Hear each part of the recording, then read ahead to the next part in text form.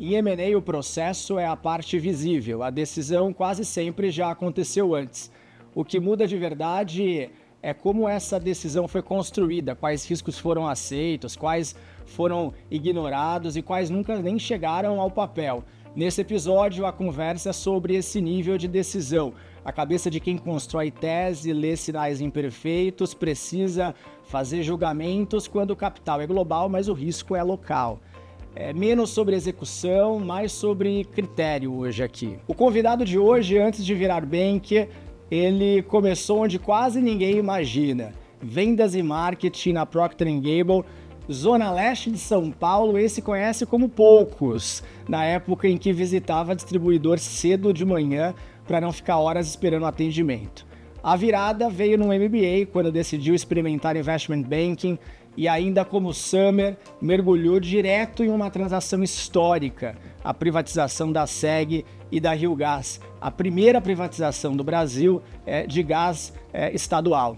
A partir daí, ele se formou em investment banking em um mercado que não existe margem para amadorismo. Passou quase uma década em Nova York, na Goldman Sachs, rodando por diferentes plataformas, cadeiras, US Business, Leverage Finance e tudo mais ao redor da América Latina. De volta ao Brasil, viveu o auge dos IPOs, atravessou a turbulência da crise financeira, a aquisição da Merrill Lynch pelo Bank of America. De lá para cá, segue colecionando histórias e ajudando a construir uma plataforma global com liderança local. E um detalhe que pouca gente sabe, ele é filho de pais taiwaneses e já viveu em Taiwan, fala até mandarim.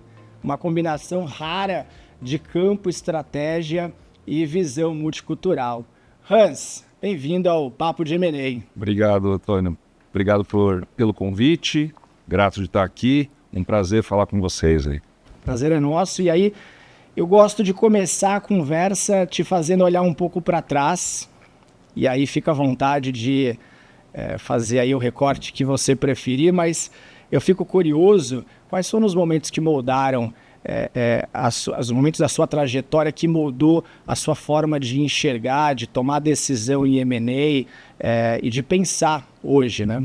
Antônio, acho que, cara, começou um pouco, eu acho, lá atrás na Procter & Gamble, para falar a verdade, tá? Porque a parte que eu comecei em vendas, que foi muito interessante, então você tinha que saber fazer negociação, e M&A tem muito de negociação, né? Você tem que saber negociar, tem que saber falar com as pessoas, tem que saber entender as objeções das pessoas, né? Para você chegar a um lugar comum, né? E lá atrás, atendendo compradores de supermercado não era fácil, né? Você pode imaginar como é o cara em vendas tentando negociar produto com comprador de supermercado, né? Para fazer as promoções e para poder colocar seu produto no lugar certo na prateleira. Além disso, lá na Procter também, e aí a segunda parte da minha carreira na Procter foi em marketing, você tinha que ter um pensamento muito estratégico, né? E o M&A é um pensamento estratégico, e você está definindo a estratégia da sua companhia para os próximos, não 2 anos, mas para os próximos 10, 20 ou 30. Seja comprando uma empresa, uma transação transformacional, comprando alguém que vai te criar uma plataforma diferente da que você tem, seja vendendo uma empresa. Dependendo da empresa, do que você está vendendo, você está tirando uma parte do seu corpo, né? Então, você tem que pensar muito estrategicamente o que você está fazendo. E essa parte, na verdade, essa parte da estratégia foi a que me transformou e me levou para ir para o MBA, porque eu gostava disso, né? Então, essas duas coisas, lá no começo, eu nem sabia o que era M&A, mas acho que são duas coisas que hoje, quando eu penso o que é importante dentro de uma pessoa que tem que pensar e ajudar o seu cliente nas transações de M&A, são duas coisas importantes, né? Estratégia e negociação. Algumas outras coisas que vieram no meio do caminho. A primeira transação que você mencionou, né? Minha primeira experiência como estagiário ainda. Não conhecia nada de finanças, que eu sou engenheiro, né? Aí eu fui lá e eu fui entender que você conhecer finanças e trabalhar finanças é fundamental porque você tem que pensar, além da estratégia, como você cria valor num negócio, né? E aí a parte financeira é muito importante. E nessa transação, porque foi uma privatização, foi um leilão, e também que faz parte um pouco de negociação, em alguns momentos você tem negociação, mas em outros momentos que você tem que também tem estratégia de colocar uma proposta. Então no leilão foi assim, foi fenomenal eu ver. Essa foi uma transação que a gente ganhou do segundo colocado num leilão por menos de 0,01% de diferença. Então, a estratégia de qual envelope eu coloco naquele momento também foi uma coisa muito interessante, né? Eu acho que essas são algumas das coisas que eu fui aprendendo ao longo do caminho que faz muito sentido e você tem que master isso para poder fazer um bom negócio para o seu cliente. Claro. E teve, acho que sua carreira deve ter muitas curiosidades, mas teve algum ponto de inflexão na sua carreira? E eu acho que sim. Ponto de inflexão foi quando eu voltei para o Brasil, na verdade. Depois da quase uma década na Goldman Sachs, lá em Nova York, eu voltei para o Brasil. Eu voltei num momento em que o mercado de capitais no Brasil estava se criando. Isso foi em 2005. Eu voltei aqui para o UBS, que em seguida comprou o Pactual, virou o UBS Pactual, uma plataforma tremenda em que pegou o boom do mercado de equities de 2007. E aí quando você tem um ambiente de negócios interessante e um ambiente de financiamento que você não só dívida, você pode usar equity, você aumenta a confiança das pessoas, principalmente os CEOs, os acionistas, e aí você cria mais oportunidade de negócio. Então aquele foi um momento bastante interessante, o momento de estar na hora certa, no lugar certo, que estava onde havia crescimento e desenvolvimento de mercado, né? Isso foi bem interessante. E o que mudou na sua forma de jogar risco conforme você foi ganhando senioridade? Eu acho que quando você está no começo, eu pensava muito a questão de estratégia que eu falei, a questão financeira. Mas existem outros riscos que você vai vendo e vai entendendo melhor. Então, que também é super importante. Então, você entender riscos, né? Riscos operacionais de integração é um negócio fundamental em M&A. Risco reputacional é um negócio fundamental em qualquer negócio, né? Timing, porque em algumas indústrias mais, outras menos, mas são sempre ciclos, né? E então você tem que entender onde você está no ciclo, entender as tendências, né? Entender que pode ter risco que você não está enxergando e tentar entender quais são esses, né? Então acho que essa é a parte mais interessante. Conforme você vai ganhando experiência, você vai aprendendo ao longo do caminho, né? Ô, Hanzi, acho que tem uma curiosidade, não só minha, mas de muitos que estão assistindo a gente, nos ouvindo, que é entender um pouco essa cabeça de banker, né? Porque acho que o que você vê, provavelmente ninguém está vendo. E aí, antes de um deal existir, minha curiosidade é, o que um banker, com a tua experiência, já está enxergando antes do que o mercado vê? Bom, ou não é bem assim? Parece muito assim, né? É mais ou menos assim. Ok. O que acontece? Quando você está enxergando, você tá no mercado, você está conversando com seus clientes, você começa a enxergar tendências. É fundamental enxergar tendências, né? Então você pensar o que está acontecendo hoje, isso que está acontecendo hoje, quais são as consequências para daqui a 6, 12, 24 meses e quais são as tendências dos próximos anos. Anos, eu penso, não são 2, 3 anos, são 5, 10, 20, né? Te dar um exemplo. Existe uma conversa muito grande hoje que há 10 anos atrás provavelmente não existia, de transição energética, né?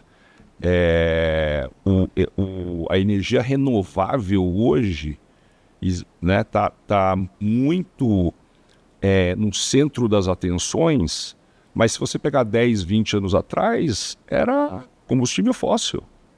Então você tem que enxergar as tendências, né? Porque aí você começa a pensar o que faz sentido e para onde você quer ir. Em que momento você percebe, claro, acho que você falou um pouco sobre isso, de tá na rua com um cliente, mas em que momento você percebe que existe uma tese de M&A ali, mesmo sem o processo estar super bem desenhado? Boa pergunta. Eu acho que a primeira coisa faz parte da estratégia do seu cliente ou não, né? Então, existe um fit estratégico ou não? Acho que esse é o primeiro pensamento, né? Faz sentido você fazer esse movimento? Seja porque você vai melhorar a posição competitiva do seu cliente, né? Melhorar competências, ou um produto que esse cliente não tem, ou aumentar o mercado endereçável porque o cliente tem algo que não atende aquele mercado, um certo mercado, mas você pode, com esse M&A, com essa aquisição, aumentar seu mercado endereçável. Então, assim, você tem que primeiro pensar estrategicamente, faz sentido, né? Depois, a gente acabou de falar de ciclos, né? É um momento do ciclo que faz sentido você fazer alguma coisa parecida com isso. Vou te dar um exemplo, tá? A mineração tiveram vários ciclos, né? Pegando a indústria de mineração, porque hoje está em voga, tem vários grandes deals em mineração acontecendo no mundo, né? Teve o ciclo de 2000, 2002, onde os preços da commodities começaram a subir, todas as grandes mineradoras começaram a gerar dinheiro. Isso fez com que todo mundo tivesse um balanço muito forte para poder entrar num ciclo. Teve um ciclo de consolidação em 2005, 2006, né? Onde grandes transações aconteceram, foram criadas grandes empresas de mineração, essas empresas globais como Glencore, a Vale mesmo, a Rio Tinto, fizeram grandes transações lá atrás, né? Criaram um portfólio maior, mais diversificado, empresas mais robustas. E aí veio um ciclo onde tinham grandes projetos, porque mineração você tem que cavar, fazer investimento e cavar a terra.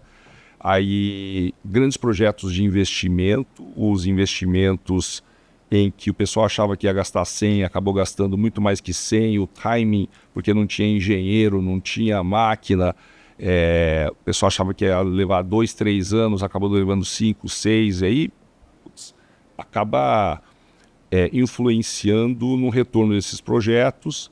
Teve um momento em que os projetos acabaram custando tanto mais que as companhias ficaram, apesar do seu tamanho, mais restritas, mais fracas do ponto de vista do balanço. E vieram write-offs. Esse momento foi 2011 e 2012, aí vieram write-offs do balanço. 2015 e 2016 tiveram. A Anglo American teve que levantar dinheiro no mercado, a Glencore teve que levantar dinheiro para reforçar o balanço. E aí, fast forward, aí olharam para dentro, reestruturaram para começar a gerar mais dinheiro de novo, né? Ser mais eficiente. E aí, agora nós voltamos num ciclo de novo, um ciclo um pouquinho diferente, mas um ciclo de grandes transações. Você vê a Anglo fazendo uma fusão com a Teck, você vê a Rio Tinto tentando comprar a Glencore, mas que não aconteceu, né? A BHP tentando comprar a Anglo. Então, grandes transações sendo desenhadas de novo, né? Então, de novo, volta os ciclos, você tem que entender. Esse ciclo é muito dirigido pelos metais de transição. Cobre, principalmente, lítio e outros, né? Alumínio, algumas dessas coisas. Então... O Hans, e falando um pouco sobre essa coisa de leitura de mercado, né? Que você está construindo, quais são os sinais que você aprendeu a observar ao longo da sua carreira? Eu acho que você tem que ver, além da parte estratégica que a gente falou, dos ciclos, você tem que ver timing e necessidade, né? Então, é importante você entender timing e necessidade, porque você pode fazer ótimo negócio num timing errado, e aí você traz um problema para dentro de casa. E aí você tem que tomar muito cuidado para não fazer isso, né? Um exemplo são... E alguns dos clientes falam, e eu também acho isso, algumas das melhores transações são aquelas que você não fez. Porque se você tivesse feito, você ia trazer um problema para dentro de casa e teria colocado a casa em risco, né? Então, acho que tem que tomar cuidado com questão de timing e as suas necessidades. Não, é legal você falar sobre isso, porque até voltando aqui em 2 episódios diferentes que a gente teve, falando sobre dual tracks, né, e os desafios que isso tem. Um episódio, um fundador dizendo como é que foi a tomada de decisão dele nisso, mas o Rafael da Stock Forbes falando o quanto que uma análise inadequada de um dual track pode trazer um problema de complexidade gigantesca para dentro de casa, né? Então, quer dizer, você sempre precisa estar olhando fundamentos, mas também tendo uma observação um pouco mais ampla de mercado e tendo uma visão para além daquilo que está acontecendo naquele momento, né? Verdade. Dual track é um negócio efetivamente importante, porque, por um lado, te cria opcionalidade, mas, por outro lado, você tem que ter uma leitura muito boa do mercado e também do futuro, né? Porque se você for para o lado do mercado de capitais, você vai ser uma companhia listada, você tem que ter certeza que você tem a companhia pronta e preparada e a vocação de ser uma companhia listada, que você vai responder. Todo mundo que tem sócio tem chefe, né? Vários clientes falam isso também. E nesse caso você vai ter o mercado de capitais como sócio, como chefe. Então você vai ter que reportar todo trimestre para acionistas, que alguns você talvez até conheça, porque são os mais relevantes, mas a grande maioria você não vai conhecer. Então essa é uma vocação, tem que pensar muito bem, né? Se você for para esse caminho, naquele momento de tomar decisão, fundador, a família, o dono do negócio, tem que pensar muito bem nisso. E se você for para a via estratégica, você tem que pensar, esse sócio é o sócio correto para mim ou não, nesta fase da minha jornada, e talvez seja um sócio para sempre, que é o estratégico, talvez seja um sócio temporário, um financeiro que em algum momento vai querer também ter uma liquidez. Mas então você tem que pensar exatamente o tipo de sócio que você quer para aquele momento da companhia, né? E aí eu começo até a traçar aqui um próximo momento da nossa conversa, que é o banker como construtor da tese, né? Então, quer dizer, não é só sobre processo, né, Hans? Eu acho que, me diz você, mas quando você ajuda aí um cliente a estruturar uma tese de M&A, qual que é o erro mais comum na forma como eles contam as suas próprias histórias, na forma como eles estão pensando esse contexto todo? Na forma como contar a história, eu acho que é assim, é importante você tentar se colocar no lugar do seu interlocutor e pensar o que o seu interlocutor está procurando, né? E você vai adequar a sua história para...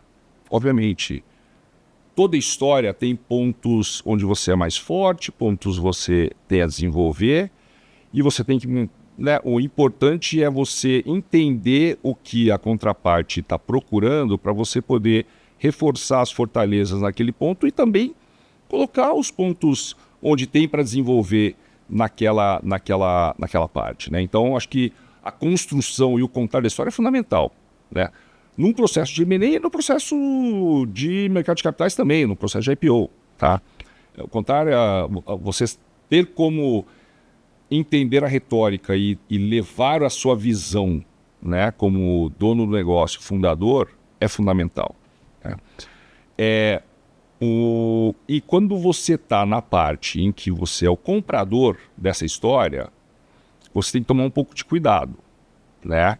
E qual é o cuidado? O primeiro na minha cabeça é o FOMO. Você tem que tomar muito cuidado com isso, porque não é porque o ciclo tá bom, porque os outros estão indo, que você tem que ir. Tem que fazer sentido para você. Naquele momento, naquele timing, na estratégia que você tem. Então, o fear of missing out te coloca em situações que você não quer estar, né?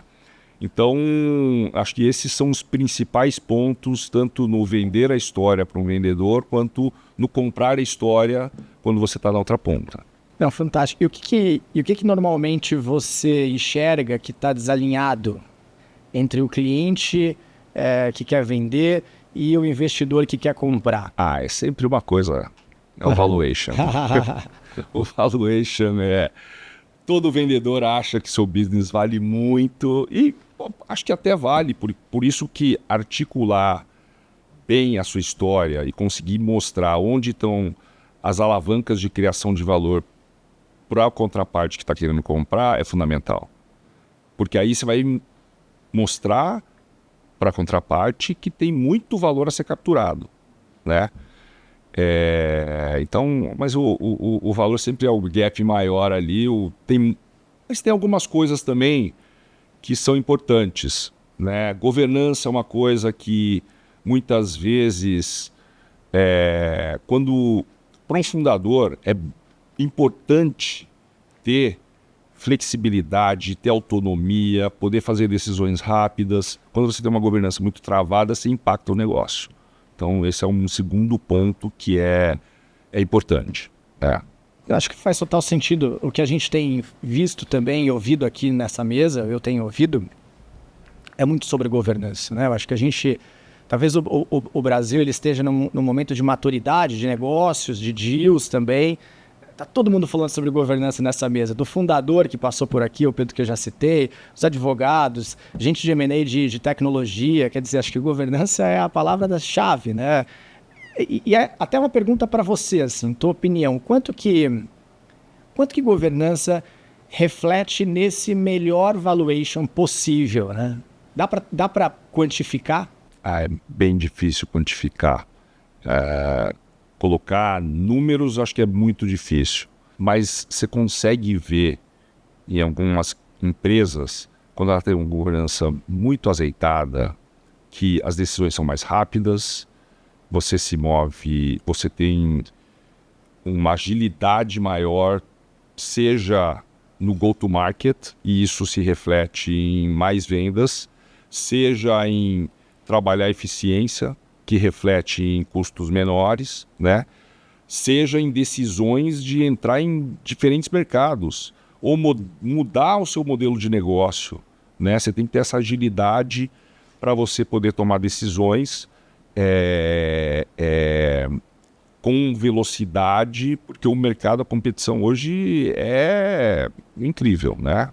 É muito grande. Hoje, se você vê a competição que as empresas sofrem hoje versus 50 anos atrás é diferente, né? Você tem que poder ter essa velocidade também para mudar as tendências, né? Seguir as tendências, a gente acabou de falar, né? De você poder fazer decisões para mudar tendências. Então, você tem que ter toda essa flexibilidade. Por outro lado, você tem que ter checks and balances, né? Porque não pode sair fazendo... Um fundador é muito complexo quando um fundador sai fazendo o que quer. E talvez falte um sounding board, porque quem vai tomar decisão e executar é o fundador.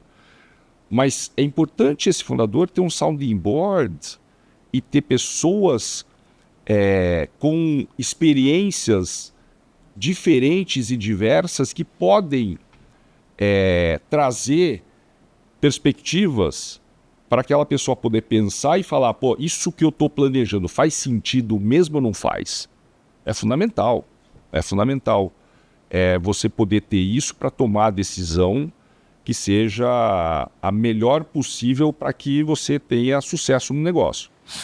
E onde que você vê mais valor sendo criado quando você olha assim para toda a jornada de um deal, né? Acho que tem um valor gigantesco no que você acabou de falar, mas aonde mais você vê esse valor sendo criado? A execução do negócio. você pode comprar um negócio que faz todo sentido estrategicamente, você está pagando um preço bom, vai ser a sua plataforma para crescimento dos próximos 15, 20 anos, mas esse futuro é incerto. Então, você faz um planejamento e você tem que ter certeza que os detalhes são fundamentais e que a sua execução está sendo feita nos maiores detalhes possíveis para você capturar essa jornada de criação de valor, né? Você vai olhar sinergias, realmente aquilo é factível? Como é que a gente executa aquilo, né? Então, a execução do plano é importantíssimo e você tem que ter certeza também, você ter as pessoas para executar esse plano, né? Então, acho que é execução que envolve detalhamento do que você vai fazer e as pessoas certas para fazer isso. Hans, e assim, como que você listaria os deals mais emblemáticos da sua carreira e por que eles são emblemáticos? Você já falou sobre um, né, no começo da sua carreira, mas tem mais história aí? Tem. Um deal que eu fiz, eu assessorei a Vale na grande internacionalização dela. Era uma companhia mineradora muito brasileira na essência, apesar do minério de ferro ser um negócio global, vende para a China, para o Japão, para a Europa, Estados Unidos, mas ela era uma mineradora que basicamente todos os ativos estavam no Brasil e basicamente fazia minério de ferro, né? E o custo de funding dela era muito atrelado ao custo Brasil, né?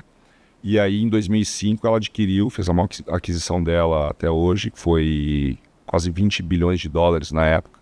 Ela comprou a Inco no Canadá, naquele momento que estava tendo todas as consolidações na mineração. A Rio Tinto tinha comprado a Alcan, a Strata, que é a antecessora da Glencore, comprou a Falcon Bridge, e naquele momento o CEO era o Roger Agnelli, que Deus o tenha. A Vale decidiu comprar a Inco e foi fenomenal naquele momento. Porque ela virou de uma mineradora brasileira internacional para uma mineradora global. O custo de funding dela caiu fortemente por conta dela ser uma mineradora internacional comparável a uma Anglo American, a uma Strata na época, a uma Rio Tinto, uma BHP versus uma empresa brasileira internacional, né? Isso foi uma das coisas. Ela entrou em outro negócio, que era um negócio de níquel, comprando um dos caras mais... Era número 1, número 2 de níquel, era ela e a Norilsk, que era russa, né? Na época. Então essa foi uma coisa assim, bastante interessante e teve de tudo, porque foi um leilão, teve concorrentes colocando propostas diferentes na mesa. A Teck na época colocou uma proposta na última hora tentando derail o nosso deal e aí acabamos avançando nisso. Então foi bastante interessante. Essa é uma delas. Mais recentemente a gente fez toda a compra pela State Grid, né? A gente assessorou a State Grid na compra da CPFL, que foi realmente criar uma plataforma de distribuição no Brasil para ela. Foi o maior investimento chinês fora da China ever. Foram 14 bilhões de dólares. Então, também era... A State Grid já estava no Brasil, mas não estava em distribuição. Então, era importante ela entender. Então, foi realmente trabalho de segurar a mão, né, da State Grid para ela entender o mercado e ter o conforto de poder fazer um investimento desse porte, né? Então, algumas dessas aí, fora outras. Fantástico. E nos movendo aqui para falar um pouco da essência do Bank of America, né? E aí fica à vontade de, até que se quiser voltar no tempo, acho que você tem uma história boa de quando ele, de fato, engrena aqui no Brasil, com as aquisições, com venda e tal. Mas o Bank of America, ele é um banco americano que tem lideranças e decisões muito locais, né? E eu acho que esse é um modelo que faz bastante diferença, e vocês se orgulham bastante de falar sobre isso, né? Por que esse modelo faz diferença? Tá aqui localmente, com lideranças locais? A gente percebeu que é fundamental, qual é a grande fortaleza? A gente tem uma rede internacional muito forte, né? O banco é muito global, ele tem presença em quase 40 países, né? Tem clientes ao redor do mundo, grandes clientes, geralmente são as grandes corporações. A gente usa esse network para nos ajudar. Então a gente ajuda os clientes locais nessa conexão internacional, e são clientes corporativos e também investidores internacionais. Que pro Brasil, como o Brasil é neto importador de capital, é fundamental você ter, né, essa conexão com o mundo externo. E para os nossos clientes internacionais, é fundamental você ter alguém, quando esse investidor internacional quer olhar para o Brasil, que tenha um conhecimento, que tenha uma presença local forte, que tenha conectividade dentro do Brasil, que entende as tendências e as indústrias no Brasil. Então, essa conexão é onde é a nossa fortaleza. É muito difícil de competir com os bancos locais que estão aqui. É muito difícil. Então, você tem que ter um diferencial. Acho que o nosso diferencial aqui é a gente ser um cara local, que compete com um cara local, mas ter as conexões internacionais diferenciadas, né? Então, assim, e hoje, mais do que se você perguntar 20, 30 anos atrás, a especialização era menos evidente. Mas hoje você precisa, quando você quer alguém para te ajudar e te assessorar, você quer alguém com conhecimento daquilo que você quer. Para os internacionais é o conhecimento local, e para os locais é a conexão e o conhecimento fora do Brasil. Então esse link aqui é onde nos diferencia, por isso que a gente acredita muito nessa globalização com o flavor local. E como que isso impacta na velocidade, né? Não só na velocidade, mas acho que na confiança e na execução, né? Essa coisa global, mas também muito local. Então, localmente, a gente é nimble, tão nimble quanto os nossos competidores locais. Essa é a chave do negócio. Óbvio que para você conseguir mexer a máquina globalmente, tem que ter credibilidade. O time local tem uma credibilidade muito grande. O Brasil está próximo dos um dos 5 maiores países do mundo pro banco. E a gente tem uma plataforma que é top 3 em banco de investimento, então isso cria muita credibilidade para o time local. Então, o nosso time internacional confia na gente. Então, que quando eles vendem o time brasileiro, estão, cara, um time de primeiríssima, e todo mundo confia que a gente vai entregar um ótimo trabalho para os nossos clientes internacionais. Então, acho que é fundamental você conseguir mexer a máquina. No banco internacional, se o Brasil é um drop in the ocean para aquele banco, difícil você mexer a máquina. A gente é relevante. Sensacional. Hans, nos movendo aqui para o final do episódio, eu tenho feito 2 perguntas emblemáticas para os meus convidados, e acho que essa aqui vai ser super fácil para você, você sentou hoje no board de uma companhia brasileira relevante, né? E aí, num movimento de M&A, qual que é a sua primeira pergunta ou provocação para essa companhia? Acho que a primeira pergunta que tem que ser feito para si mesmo, quando eu estou pensando, né? Quando eu estou ajudando um cliente, mas quando eu penso para mim mesmo, como é que eu ajudo melhor o cliente? E acho que o cliente tem que pensar nisso mesmo, e também o board, né? A primeira pergunta é, o que isso vai agregar? Né? E o que isso vai agregar? Tem vários vetores, vamos chamar assim. O que esse negócio vai agregar do que você continuar a sua jornada organicamente, com a estratégia que já foi traçada, né? Então, o que isso vai agregar? Vetor de competição. Isso que a gente está fazendo aqui vai me melhorar a ser um competidor melhor? Né? Vai me ajudar a ser um competidor melhor? Do ponto de vista de, tem alguma coisa que eu não tenho dentro do meu portfólio que isso está me agregando? Né? Que eu vou melhor para o meu cliente atual hoje? Isso vai aumentar o tamanho de mercado que eu endereço hoje? Isso vai conseguir me ajudar a trazer meus custos para um patamar melhor, porque eu sou mais competitivo aí? Né? Então, do ponto de vista de competitividade, acho que essa é a primeira pergunta. O que isso está melhorando dentro do nosso negócio?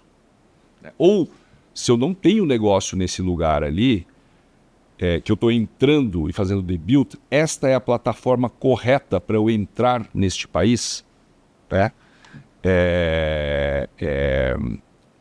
Quando a gente assessorou a Aena na entrada dela no Brasil, num dos leilões de aeroportos, ela escolheu especificamente o leilão, os aeroportos do Nordeste, porque fazia muito sentido, porque ela sabia operar muito bem aquele tipo de aeroporto, com sinergias entre os aeroportos, né? Que é o que ela faz na Espanha. Então, essa é a plataforma correta ou não é? A gente acha... Então, essa é a primeira pergunta, né? Estrategicamente, faz sentido? A segunda pergunta, sim, porque se estrategicamente faz sentido, aí você vai para a segunda pergunta, o valor está correto? Porque no final das contas eu tenho que ter criação de valor. E se eu deixei tudo na mesa para a contraparte, eu estou enxugando gelo, né? Então, aí não adianta. Então, o valor está correto? Mapeamos as sinergias corretas, a gente tem como executar, a gente acabou de falar sobre isso, né? Tem como executar essas sinergias? Não estou entrando num momento do ciclo em que estou entrando por fear of missing out só. Né? Então, o valor está correto ou não está? Então, ali você tem que saber também negociar, tem estratégia de bid, que a gente acabou de falar. Mas, se você está colocando todo o valor na mesa, você não está criando valor para o seu acionista. Aí, mesmo que for um negócio estrategicamente muito importante, é questionável fazer. A não ser que seja um passo intermediário, que é a penúltima peça do quebra-cabeça, porque com ela você vai pegar a última peça do quebra-cabeça que cria muito valor. Mas putz, é muito risco. Né? E aí a terceira pergunta é, que riscos que eu estou tomando? Né? Então, primeiro, estrategicamente faz sentido. Segundo, o valor está correto. E terceiro, quais são os riscos envolvidos nisso? Né? Falamos de alguns deles, né? Será que não estou... Se eu for fazer uma compra por cash, uma transação grande, estou colocando meu balanço em risco? Estou colocando a casa em risco? Né? Sim ou não? Talvez, às vezes vale a pena, mas muitas vezes talvez não. Né? Do ponto de vista de operação, integração, estou colocando em risco o meu negócio se eu comprar esse negócio? Né? Então, acho que riscos, onde estão? Aqueles que eu estou enxergando e aqueles que, quais são os que possivelmente possam existir que eu não estou enxergando? Tem que pensar nisso também. Apesar de você não estar enxergando, onde que eu não estou vendo alguma coisa, mas tem que pensar, né? Com tudo isso, você vai enxergar se você está criando algum valor para o seu acionista. Que no final das contas, qualquer M&A, esse tem que ser o objetivo. Quer dizer, pega papel e caneta aí, que aqui já vem um resumo de como é que você cria valor em M&A de forma geral. Né? Acho que para muita companhia dá para colocar isso debaixo do braço e virou uma cartilha aí, né? Não tem receita de bolo, mas a gente tem algumas coisas que a gente tem que pensar. Hans, e quem que tomou decisões difíceis no Brasil em M&A que eu deveria convidar para estar aqui no podcast comigo também, assim como você foi aqui hoje? Cara, eu acho que tem uma pessoa, eu estou te colocando um nome que eu acho bem legal, que é uma pessoa que pensa grande, toma decisões difíceis, já tocou diferentes negócios, já trabalhou em investment banking também, já fez um pouco de tudo isso, que é o Sérgio Rial, que é o presidente do Conselho da Vibra hoje. Ele já teve na Cargill como CFO, ele foi lá atrás, ABN, Banco de Investimento, né?